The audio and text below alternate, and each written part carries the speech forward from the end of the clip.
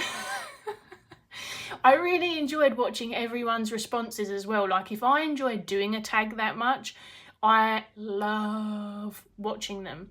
Like, and this is not to blow smoke up Kelly's bum, she just happens to be here, but her 5 4 3 2 1 tag, I very much felt similar about that.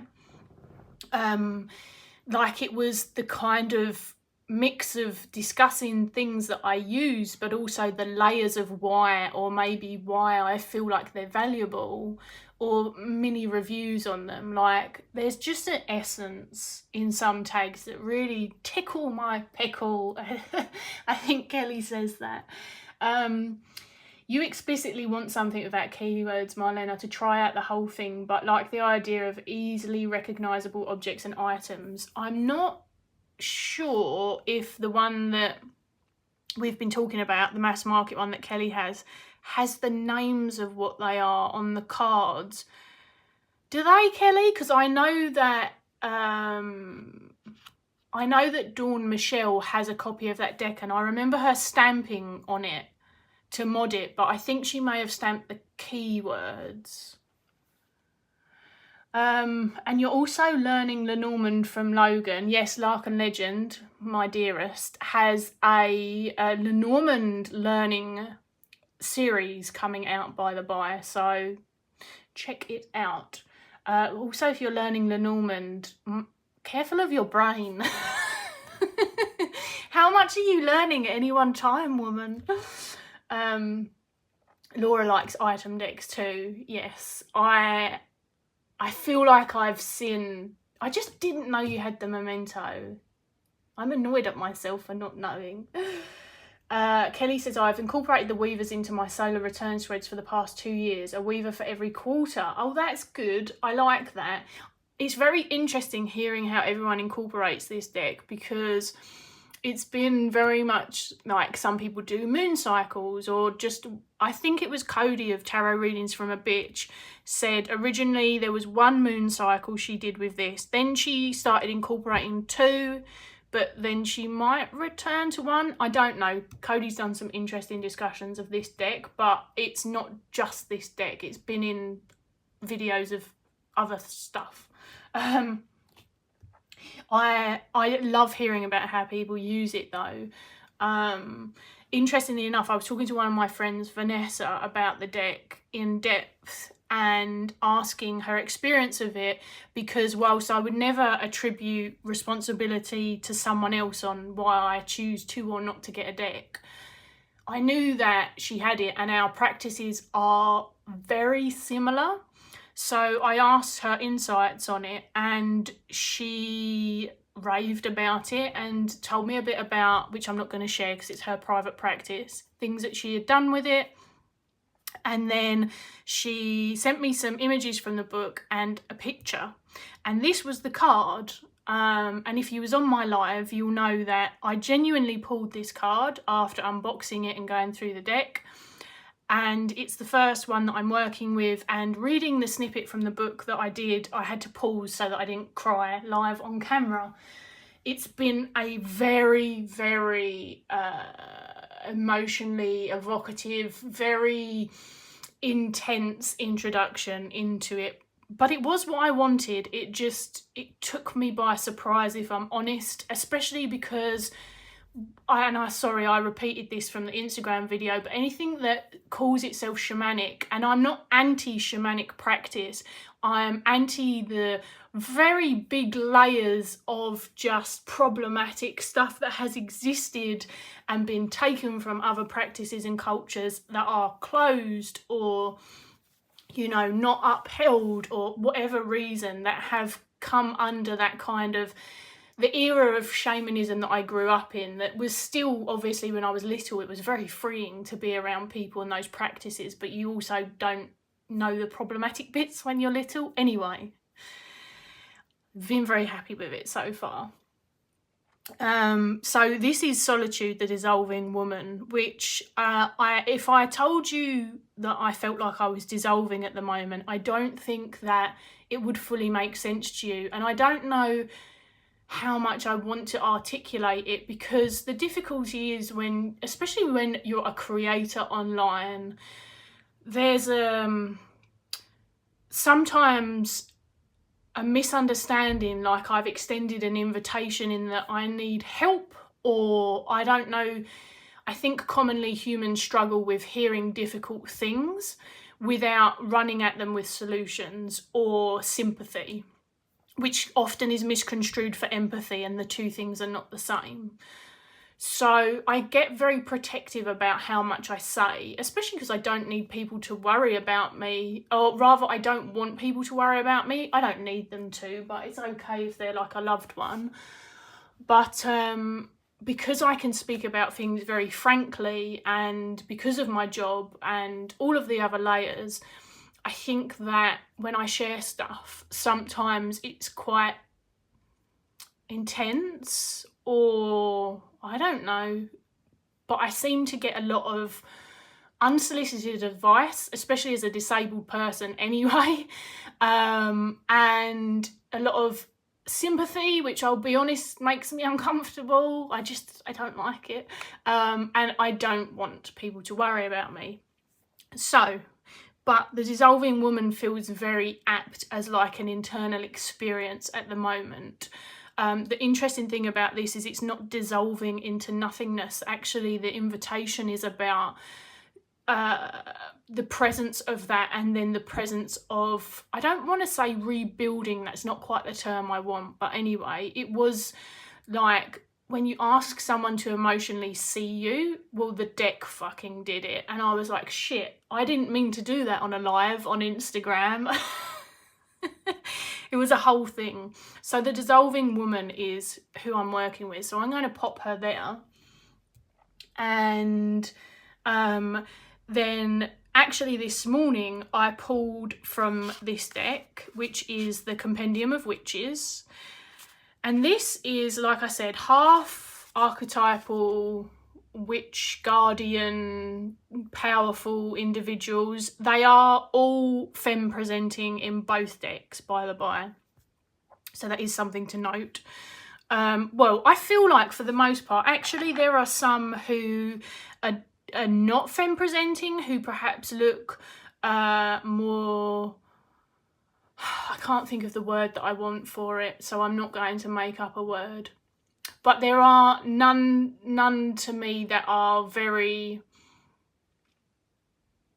I don't want to use the term. I fucking hate feminine and masculine. I have big issues with feminine and masculine, so I'm just going to put that out there. But I can't think of another word, so I'm just going to say masculine presenting. Bye, Marlena, by the way. Thank you for hanging out. Oh, let me catch if I've missed any comments. Lots of love for Logan's series. We like that. We like that. You almost have 150 VRs to watch for your tag, Kelly. Oh my gosh, rip.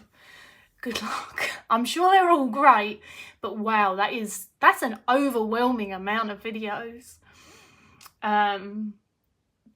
I can imagine that's gonna take you some time. I'm sorry if I've missed any comments, by the way, folks, because I am very rambly. If I've missed a comment, just chuck it back in. I know I get a lot of people who watch this and don't talk in the chat as well, which is fine, but I do want you to know, just a side note before we jump back into this, because I have been on the experience receiving end of this myself, although I don't have like 1,000 people in the chat, so this is much more manageable. I know sometimes people don't dive into chats because they feel like everyone else already knows each other, or they don't have anything of value to add, or whatever it is. And all comments are welcome, no stupid questions. As in, I don't consider questions to be stupid unless, I don't know, if you ask me what I'm wearing, you're going to get told to piss off. But unless perhaps you're one of my friends being funny. But you get the gist. I do want people to feel like they can if they want to. We don't bite, we won't ignore you just because the people that are talking all happen to know each other one way or another. But anyway, I pulled from the Compendium of Witches this morning and I got the Guardian. I actually pulled it as an extension of the work that I'm doing with the Weaver. Although I had this deck first. I got the Guardian. And then, what order? I got Mountain, and then I got Offering. The order matters to me, it won't matter to you. And then I got Roots, which, whilst climbing mountains, a Guardian and rooting in definitely makes sense. And of course, to me, offerings are very much about remembering the world outside of ourselves as well. Because naturally when we're going through very difficult times, you become more self-focused, but I would never want to do that to the extent, I mean I can't because of my job, but like I would never want to do it to the extent that I wasn't thinking about anyone else, even if it's not on a grand scale as other people. Like, I'm not into the comparison thing. We ebb and flow in how available I think and how much of our practice is between self and community care on literally any given day. So that's kind of where I stand on things. I like a good tag like Marlena's compare and contrast, or the extremes. Was it? No, I might have confused the compare and contrast with one of my spreads. Tarot to the extreme, that was it, 1 and 2. But I don't like to live in extremes. I don't believe that there aren't nuances and all of the other good stuff. So, how far in are we? How far in? We're 70 minutes in. I want to round this off within the next 20 minutes. I feel like I can do it. What do you reckon? Now, the Weavers entered my wish list again about a year ago, give or take. Like I said, my memory's shocking. Now, I'm not really worried about people's feelings about this, but I'm sure they'll have some, because this is an indie deck, this is a mass market, and of course it's nice to support indie decks, and mass market decks are cheaper. So those two things are very true commonly. And after a very long time of it being on my wish list and me thinking about how I wanted to work with it, I realised that I don't want to complicate my practice too much more in terms of accessibility. I can hear you, kitten, and I will feed you once I'm done. It's not even your dinner time yet. She's meowing at me through the door like, hey, mummy. Mummy, mama, mama, mama, mum, mum.